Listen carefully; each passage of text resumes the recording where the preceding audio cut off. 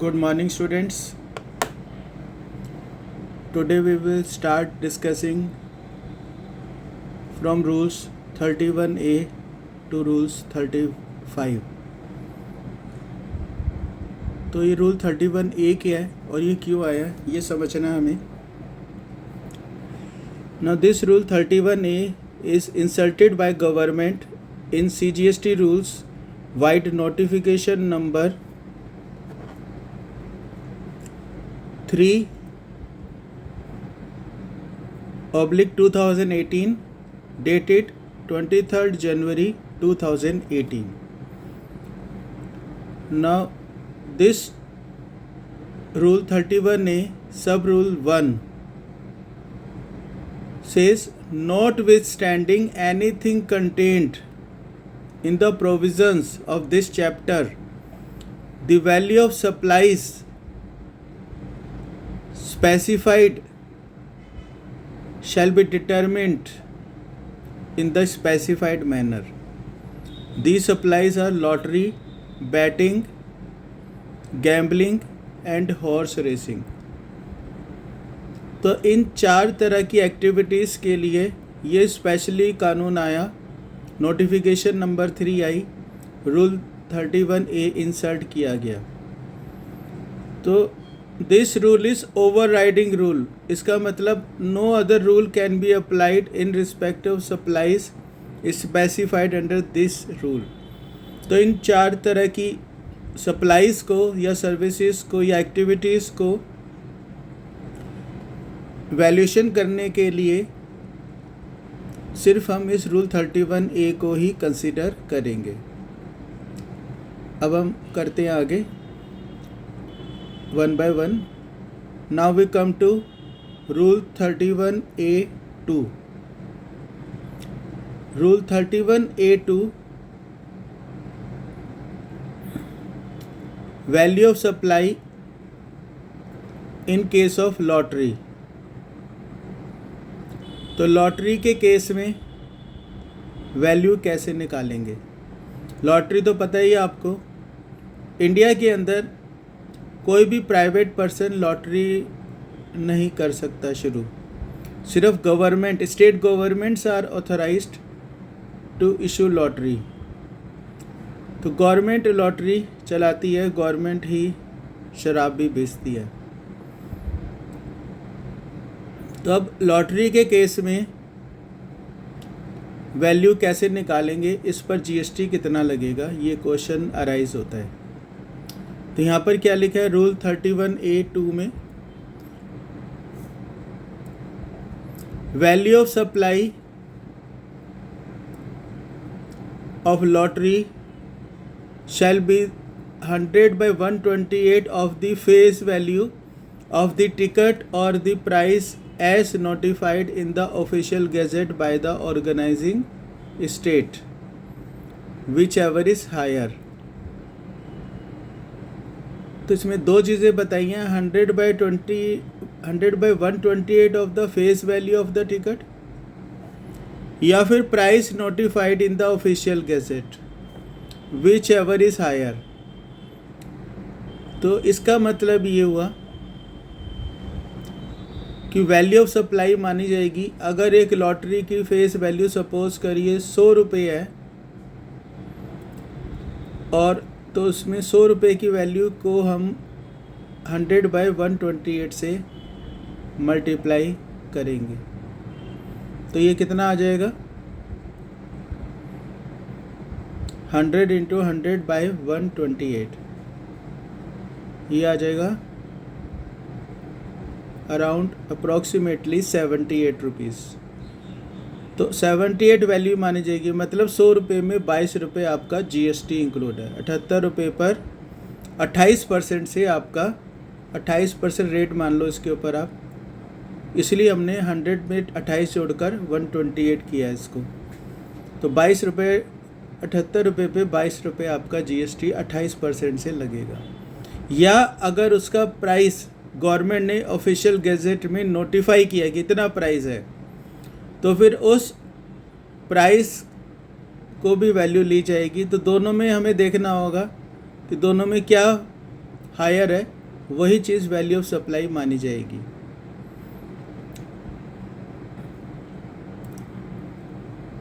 आगे बढ़ते हैं। Organising state means the state government which conducts lottery either in its own territory or sells its tickets in the territory of any other state.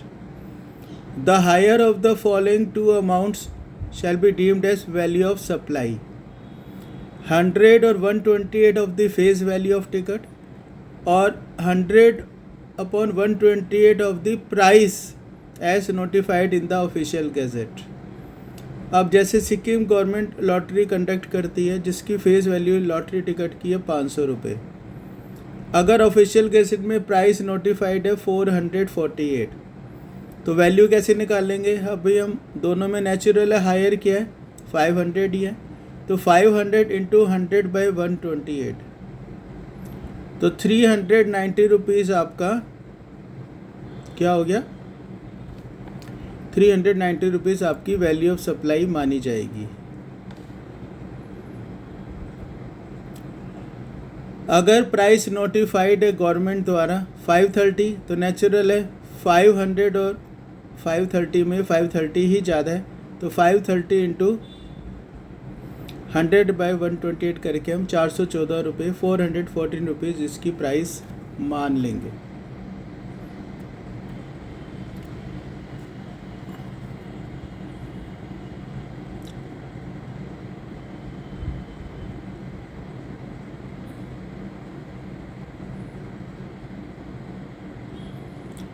एक और example इसमें हम कर लेते हैं। During April 2018 Sikkim government issued 840 lottery tickets to a distributor. Face value थी 5000, whereas price notified was 4200. Lotteries cannot be sold by the distributor outside Sikkim. Location of recipient of supplies Rangpo east district of Sikkim. Calculate value of supply.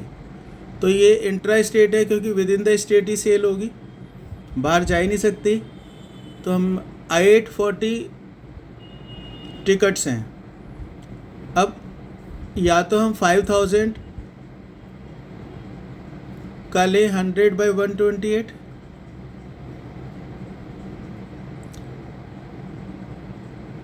क्योंकि जो rate fix है official gazette में 4200, वो rate 5000 से कम है, तो हम नेचुरल है 5000 ही लेंगे।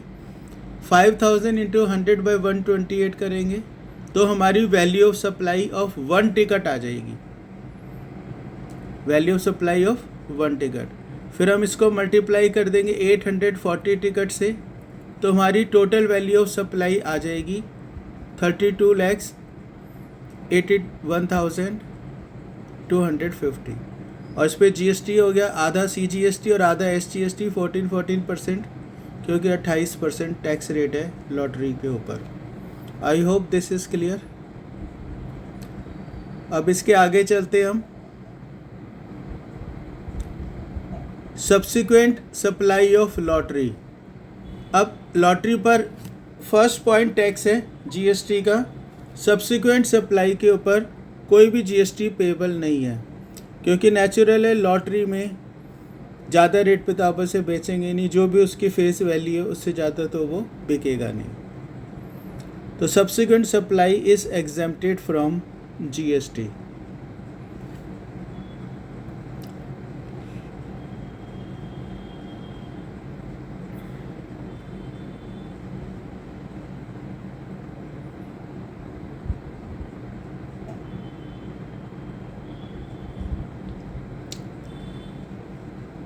इसको हम ऐसे भी पढ़ सकते हैं। As per notification number 2/2017 dated 28 June 2017, supply of lotteries exempt from GST following conditions are satisfied.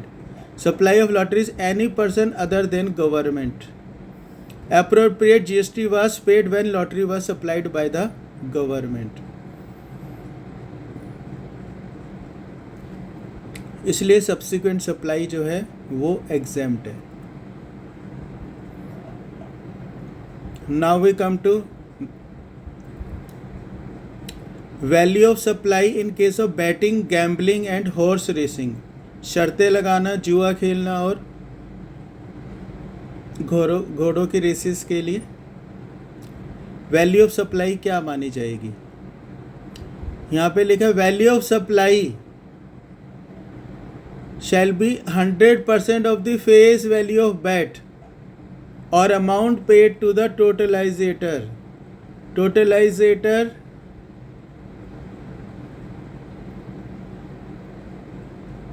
is a computerized device that pulls the wagers or bets after deduction of charges and statutory taxes of various persons placing the bet, and also divides the total wager amount to be distributed to the winning persons। तो जितना पैसा शर्त के लिए आपने दिया है वो पूरे की पूरी 100 वैल्यू 100% को बैटिंग के अमाउंट को वैल्यू ऑफ सप्लाई माना जाएगा। मतलब इस केस में अगर आपने 1000 रुपये की शर्त लगाई तो आपको 280 रुपये GST 28% से अलग से देना होगा। तो मतलब शर्त लगाने में 10 लोगों ने शर्त लगाई, जीतेगा तो कोई एक ही, राइट। लेकिन गवर्नमेंट को 28% तो प्रॉफिट मिलेगा ही मिलेगा हर केस में। अब हम आते हैं section 15 sub section 5 value of notified supplies. जैसे अभी हमने किया 31A लॉटरी, बैटिंग, गैम्बलिंग का, वो वैसे इसी के अंदर आना चाहिए था सेक्शन 15 सब सेक्शन 5 में, कि वो सप्लाईज जो गवर्नमेंट नोटिफाई कर रही है उनकी वैल्यूज़ इसी तरीके से निकाली जाएंगी जो गवर्नमेंट रूल्स में बता रही है। इनके ऊपर नॉर्मल रूल्स एप्लीकेबल नहीं होंगे। तो सेक्शन 15 सब सेक्शन 5 क्या कहते हैं? Not with standing anything contained in sub section 1 और sub section 4 the value of supplies, value of such supplies as may be notified by the government on the recommendation of the council shall be determined in such manner as may be prescribed। So this section has an overriding impact on 15(1) and 15(4)। मतलब 15(5), 15(1) और 15(4) को supersede करता है। Supersede करने का मतलब 15(1) और 15(4) उन सप्लाईज पर एप्लीकेबल नहीं होगा जो सप्लाईज के ऊपर 15(5) एप्लीकेबल है। अब 15(5) किस पे एप्लीकेबल है वो बताया गया है रूल 32(1) में। Not with standing anything contained in the provisions of this chapter the value in respect of supplies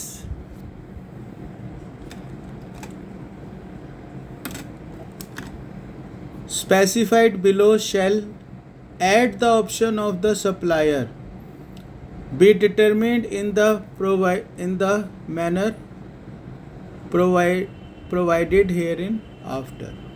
इसका क्या मतलब हुआ कि जो सप्लाईज नीचे लिखी गई हैं इन सप्लाईज के लिए सप्लायर की ऑप्शन है कि वो ये रूल अप्लाई करवा सकता है। अब इसमें ये रूल कंपलसरी नहीं है कि आप एक एक करके पहला अप्लाई नहीं होगा तब दूसरा, क्योंकि ये सब अलग अलग बिजनेस पर अप्लाई हो रहे हैं, अलग अलग तरह की सर्विस पर अप्लाई हो रहे हैं। इसलिए यहाँ पर आपका सीक्वेंस में जाना ज़रूरी नहीं है। अब हम करते हैं ये 32 में बताया गया मनी चेंजिंग सर्विस, जो करेंसीज एक्सचेंज करते हैं, फॉरेन करेंसी इंडियन करेंसी में, इंडियन करेंसी फॉरेन करेंसी में, तो उनकी सर्विस चार्जेस कैसे निकालेंगे। 33 में 32 सब रूल 3 में ए ट्रैवल एजेंट के लिए वैल्यू ऑफ सर्विस क्या निकालेंगे, कमीशन। 32 सब रूल 4 में लाइफ इंश्योरेंस बिजनेस के लिए, ये सब ऑप्शनल मेथड है, वो चाहे तो अपने हिसाब से भी जो उनकी एक्चुअल इनकम है उसके बेसिस पे भी कर सकते हैं। तो इनको अब हम समझते हैं वन बाय वन। 32 सब रूल 5 में सेकेंड हैंड गुड्स के बारे में, 32(6) के में टोकन्स, वोचर्स, कूपन, स्टैम्प्स, 32 सब रूल 7 में services by notified class of service providers. तो इसको थोड़ा हम कर लेते हैं समरी में। तो सबसे पहले जो लोग करेंसी एक्सचेंज का काम करते हैं, जो फॉरेन करेंसी सेल परचेज करते हैं, तो उनके लिए यहाँ पर जीएसटी में 2 ऑप्शन गिवन है। Option 1 on the basis of RBI reference rate, option 2 on the basis of gross amount of currency exchanged. अब एक फाइनेंशियल ईयर के लिए आप एक ही ऑप्शन जो भी आपने सिलेक्ट कर लिया वो मान ली जाएगी। अगर आप कोई भी ऑप्शन सिलेक्ट नहीं करते तो ऑप्शन 1 इस डिफ़ॉल्ट ऑप्शन, वो ऑप्शन कंसीडर की जाएगी। लेकिन अगर आप चाहें तो ऑप्शन 2 भी इस्तेमाल कर सकते हैं। तो पूरे फाइनेंशियल ईयर जो 31 मार्च तक क्लोज होता है उसके लिए फिर वही ऑप्शन एप्लीकेबल होगी। तो इनको समझते हैं। ऑप्शन 1 में क्या है? Option 1 is on the basis of RBI reference rate, the value of supply of service in relation to purchase or sale of foreign currency including money changing shall be determined by the supplier of services in the following manner.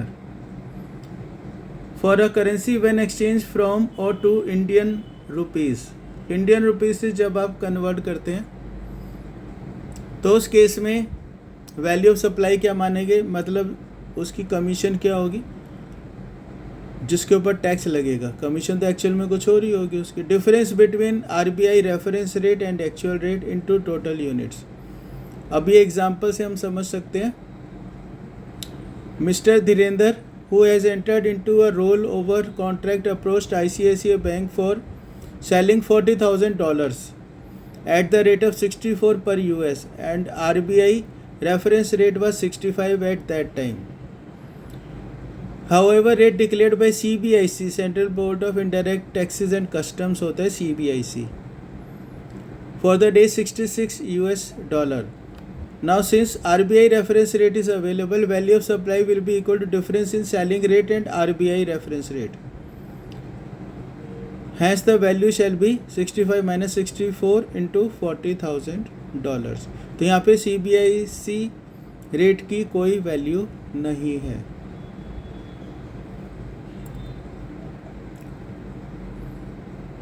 अब आगे का है, अगर RBI reference rate available नहीं है तो value of supply क्या होगी? It will be 1% of the gross amount of Indian rupees provided और रिसीव्ड। तो जितने इंडियन रुपीज दिए गए या लिए गए उसका 1% हम कंसिडर करेंगे। और अगर तीसरा केस है when neither of the currencies exchanged is Indian rupees, कोई भी इंडियन रुपीज़ नहीं है फिर, तो उस केस में value shall be equal to 1% of the lesser of the two amounts the person changing the money would have received by converting any of the two currencies into Indian rupee on that day at the reference rate provided by the RBI. तो मतलब इस case में क्या करना है, दोनों currency जो exchange की गई है, एक एक्सचेंज डीलर ने बेची होगी, एक खरीदी होगी, तो दोनों का रेट से वैल्यू निकालो इंडियन करेंसी में उस दिन आरबीआई के रेट से क्या वैल्यू आ रही है, और जो भी लेस वैल्यू आ रही है वही वैल्यू ऑफ सप्लाई उसका 1% लिया जाएगा। तो 3 स्टेप हो गए। पहले दोनों को हमने कन्वर्ट करना है, कन्वर्ट कर लिया, उसके बाद उनकी लोअर वैल्यू लेनी है, फिर उसका 1% लेना है, तो ये हमारी वैल्यू ऑफ सप्लाई बन जाएगा। I think this is very simple. ये तो था ऑप्शन 1। अब ऑप्शन 2 में क्या है? On the basis of gross amount of currency exchanged, on the basis of gross amount of currency exchange. तो ये सप्लायर की मर्जी है, तो वो ये रूल ले सकता है। अब इसमें क्या कहा गया, इसमें कहा गया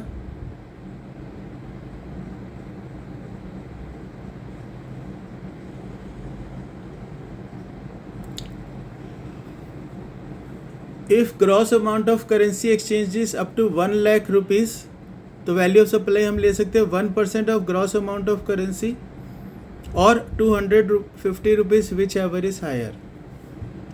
अगर 1 लाख से ज़्यादा है और 10 लाख तक है तो उसके ऊपर हम लेंगे 1000 प्लस,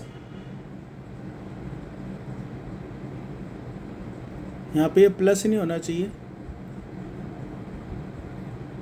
हाँ ठीक है, 1%, 1 लाख का 1000 ही होगा तो ये प्लस ही है, बिल्कुल ठीक लिखा है। तो 1000 plus 0.5% of the gross amount of currency exchange for amount in excess of 1 lakh.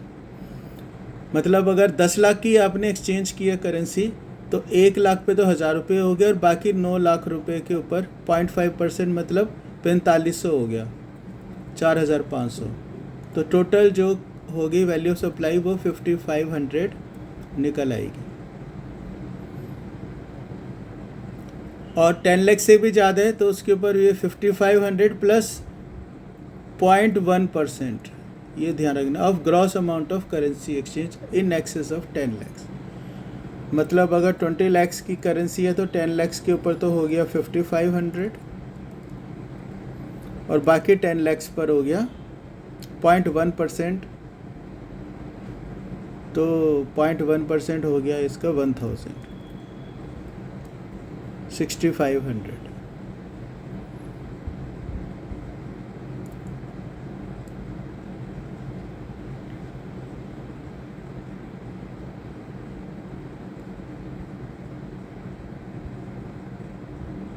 अब इस एग्जांपल को कर लेते हैं। यूनिट एक्सचेंज है 20,000, आरबीआई का रेफरेंस रेट था 64.5, एक्चुअल रेट ऑफ एक्सचेंज था 6500।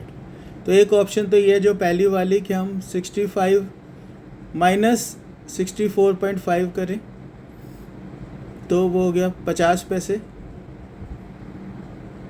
तो 50 पैसे इंटू 20,000 तो वो हो गया आपका 10,000। तो ऑप्शन 1 में आपकी जो वैल्यू आएगी वो आएगी 10,000। This is 65 not 6500। तो 65 minus 64.5 equal to 0.5 into 10,000 is 10,000।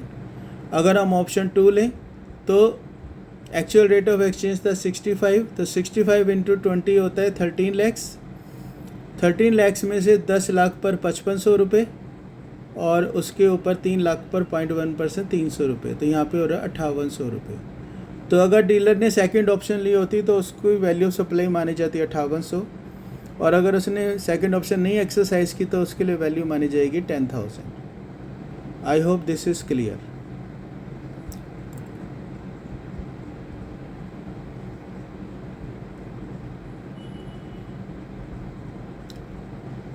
Now we come to rule 32(3). ये किस पर अप्लाई होता है? Value of supply of services in relation to booking of tickets for travel by air provided by air travel agent. अब air travel agent में इन्होंने क्या माना है? वैल्यू ऑफ सप्लाई क्या मानेंगे? 5% ऑफ बेसिक फेयर अगर डोमेस्टिक बुकिंग है तो, और 10% ऑफ बेसिक फेयर अगर इंटरनेशनल बुकिंग है तो 5% या 10% ऑफ बेसिक फेयर को वैल्यू ऑफ सप्लाई माना गया है, एक्चुअल कमीशन को नहीं माना गया।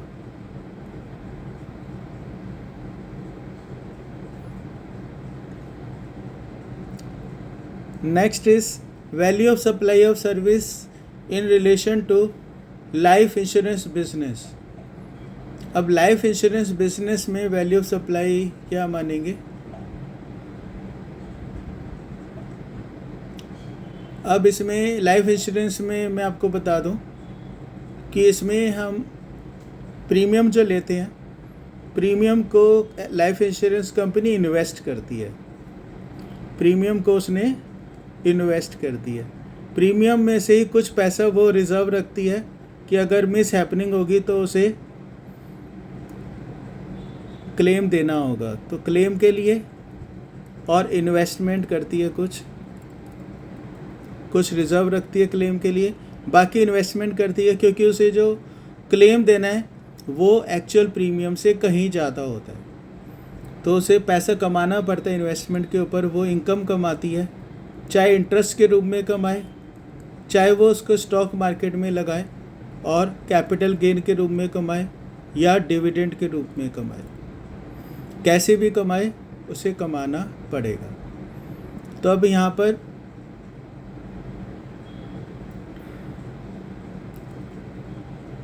क्या रूल बनाया गया वो समझते हैं। इसमें पहली चीज़ तो इन्होंने ये लिखी है, इस टेबल से समझ लेते हैं।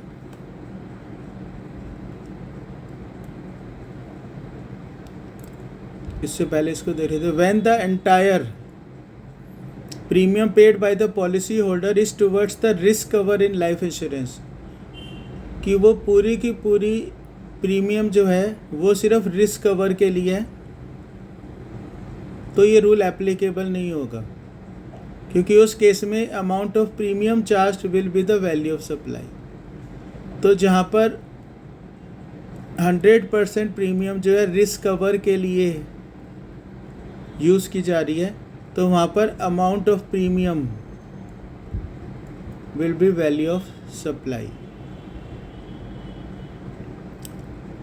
लेकिन जहाँ पर premium paid is not for the risk cover exclusively, मतलब जब वहाँ पर वो कुछ पैसा इन्वेस्ट कर रही है, तो उस केस में ये 3 ऑप्शन दिए हैं।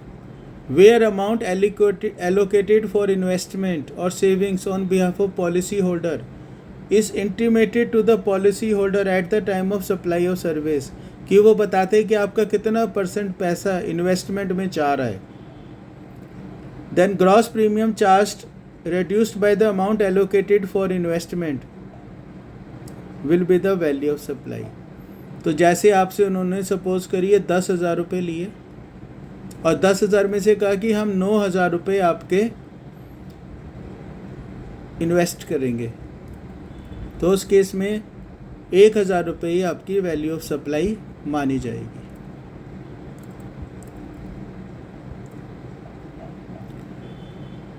आगे लिखा है इन case of single premium annuity policies, जो सिंगल प्रीमियम है जिसमें वो 5 साल या 10 साल का कवर देते हैं, तो उस केस में क्या कहा इन्होंने कि 10% ऑफ सिंगल प्रीमियम अमाउंट उसको वैल्यू ऑफ सप्लाई माना जाएगा। और तीसरा का बाकी सब केसेस में 25% of the premium charge for the first year and 12.5% of the premium charge in subsequent year. तो इसमें सारे अमाउंट है, याद रखने पड़ेंगे आपको, ऐसे याद नहीं होंगे कि जहाँ पे पूरा पैसा रिस्क कवर में हो गया तो 100% ऑफ प्रीमियम हो गया वैल्यू ऑफ सप्लाई। जहाँ पे इन्वेस्टमेंट कर रहे हैं तो इन्वेस्टमेंट का पोर्शन घटा दो, उतना हो गया वैल्यू ऑफ सप्लाई। जहाँ पे सिंगल प्रीमियम ले रहे हैं तो 10% हो गया, जहाँ बाकी सब केसेस में 25% हो गया और 12.5% हो गया। 25% हो गया फर्स्ट ईयर की कमीशन में और 12.5% हो गया अगले सालों की कमीशन में। I think this is clear.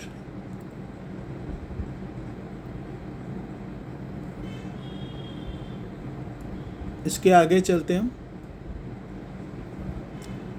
9.7.4 value of taxable supply provided by a person dealing in buying and selling of second hand goods. तो इसमें क्या रूल है वो हम समझ लेते हैं। इसमें रूल 32(5) और उसका प्रोविजो एप्लीकेबल है। Where a taxable supply is provided by a person dealing in buying and selling of second-hand goods, that is used goods as such or after such minor processing which does not change the nature of the goods, and where no input tax credit has been availed on the purchase of such goods, value of supply shall be difference between the selling price and purchase price, and where the value is negative it shall be ignored। तो मतलब ये क्या कह रहे हैं कि जब GST input tax credit आपने उन गुड्स पर नहीं लिया तो डीलर ने जितने में ख़रीदा और बेचा उसके डिफरेंस को ही वैल्यू ऑफ सप्लाई मानेंगे, और अगर उसने लॉस किया है तो फिर वैल्यू ऑफ सप्लाई ज़ीरो हो जाएगी। आगे इन्होंने लिखा है प्रोविज़ो में the purchase value of goods repossessed from a defaulting borrower who is not registered for the purpose of recovery of a loan or debt shall be deemed to be the purchase price of such goods by the defaulting borrower, reduced by the 5 percentage point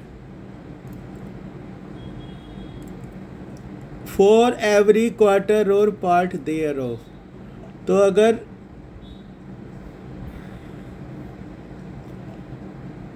आपने किसी को loan दिया और loan उसने suppose करो एक bank ने car दी loan पर, और कार पर जो बोरोअर है उसने किस्तें पूरी नहीं की, तो उस केस में वैल्यू क्या निकाली जाएगी ये बताया गया। उस केस में इन्होंने क्या कहा, वैल्यू कैसे निकालेंगे कि आपने कार किस वैल्यू पर बेची थी उसको।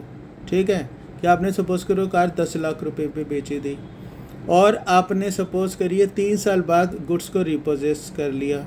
किस्त कितनी आई उससे मतलब नहीं है, 3 साल बाद हो गए तो 5% पर क्वार्टर के हिसाब से अगर हम समझेंगे कि वैल्यू को घटाया जाएगा इन सेकेंड हैंड गुड्स की वैल्यू को निकालने के लिए। कि अब आपने 10 लाख पे कार ओरिजिनली बेची थी, अब आपने 3 साल बाद उसको रिपोजेस कर लिया, तो रिपोजेस के बाद इसकी वैल्यू कितनी आएगी, क्वेश्चन ये है कितना इस पर हम डेप्रिसिएशन क्लेम करें। तो उसके लिए इन्होंने रूल दिया 5% पर क्वार्टर। तो एक साल में 4 क्वार्टर होते तो 20% हो गया, और 3 साल के लिए हो गया 60%, मतलब 6 लाख रुपए घटा दो, 4 लाख रुपए वैल्यू मानी जाएगी।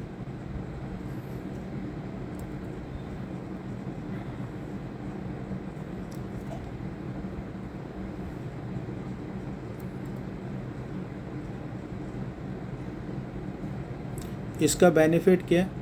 The purpose of rule is to avoid double taxation, as goods should not be taxed again when they re-enter in the supply chain as second-hand goods. The reason being the GST must have already been paid at the time of original sale. So this rule basically covers the following issues. In respect of selling second-hand goods, value of supply shall be difference between selling price and purchase price।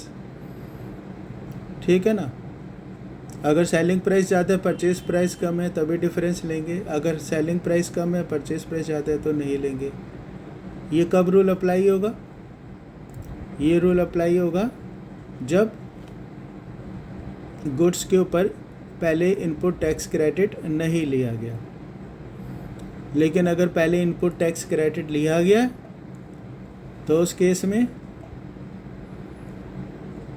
अगर goods repossess किया defaulting borrower से, तो फिर हम check करेंगे कितने time के बाद रिपोजेस किया गया। जैसे कि एग्जांपल ले लेते हैं कि 11 जनवरी 18 को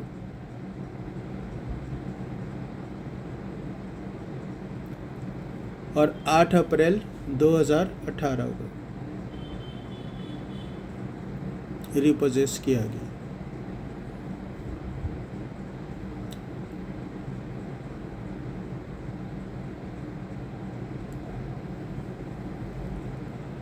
ओरिजिनल परचेज प्राइस 27 सितंबर 17 को था 2 लाख रुपए। तो सितंबर क्वार्टर आपको पता ही होगा क्वार्टर कैसे निकालते हैं, पहला जनवरी टू मार्च, दूसरा अप्रैल से जून, तीसरा जुलाई से सितंबर, चौथा अक्टूबर से दिसंबर।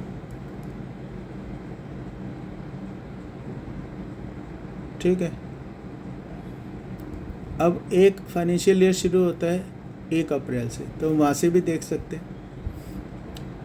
तो ये खरीदी गई थी 27 सितंबर 17 को और रिपोजेस की गई 11 जनवरी 18 को। तो बीच में कितने क्वार्टर कंप्लीट हो गए? 2017 की बात करें तो एक क्वार्टर अक्टूबर से दिसंबर, 2018 की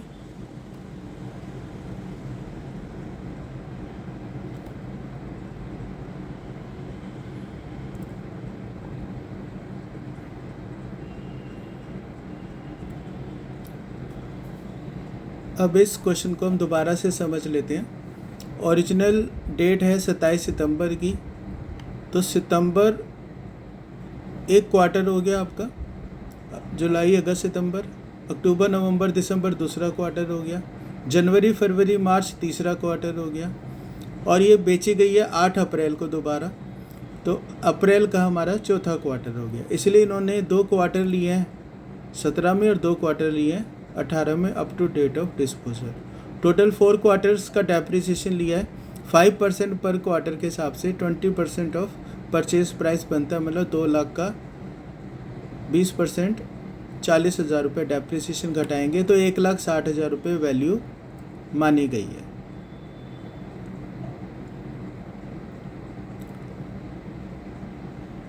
आई होप दिस इज़ क्लियर।